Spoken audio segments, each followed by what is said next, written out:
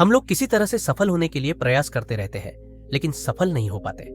कारण हम बीच में ही प्रयास करना छोड़ देते हैं, जबकि हम सफलता के बेहद करीब होते हैं। ये कहानी यही बताती है। एक समय की बात है, एक राज्य में एक प्रतापी राजा राज करता था। एक दिन उसके दरबार में एक विदेशी आगंतुक आया और उसने राजा को एक सुंदर पत्थर उपहार में दिया। राजा वह पत्थर देख बहुत प्रसन्न हुआ।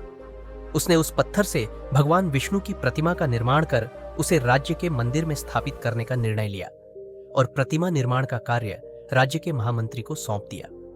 महामंत्री गांव के सर्वश्रेष्ठ मूर्तिकार के पास गया और उसे वह पत्थर देते हुए बोला, महाराज, मंदिर में भगवान विष्णु की प्रतिमा स्थापित करना चाहते हैं।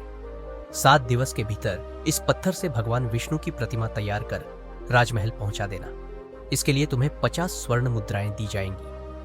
50 स्वर्ण मुद्राओं की बात सुनकर मूर्तिकार खुश हो गया और महामंत्री के जाने के उपरांत प्रतिमा का निर्माण कार्य प्रारंभ करने के उद्देश्य से अपने औजार निकाल लिए। अपने औजारों में से उसने एक हथौड़ा लिया और पत्थर तोड़ने के लिए उस पर हथौड़े से वार करने लगा, किंतु पत्थर जस का तस रहा। मूर्तिकार ने हथौड़े के कई वार पत्थर पर किए, किंतु पत्थर नहीं टूटा।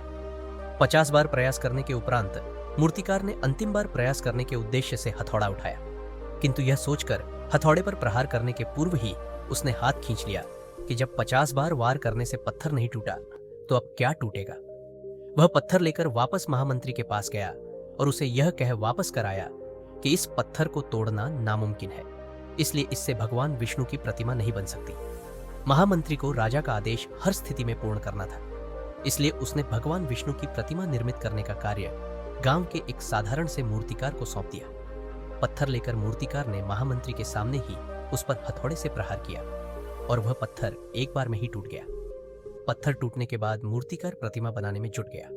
इधर महामंत्री सोचने लगा कि काश पहले मूर्तिकार ने एक अंतिम प्रयास और किया होता तो सफल हो गया होता और 50 स्वर्ण मुद्राओं का हकदार बनता। ये कहानी अच्छी लगी तो वीडियो को लाइक और चैनल को सब्सक्राइब कर ले। धन्यवाद।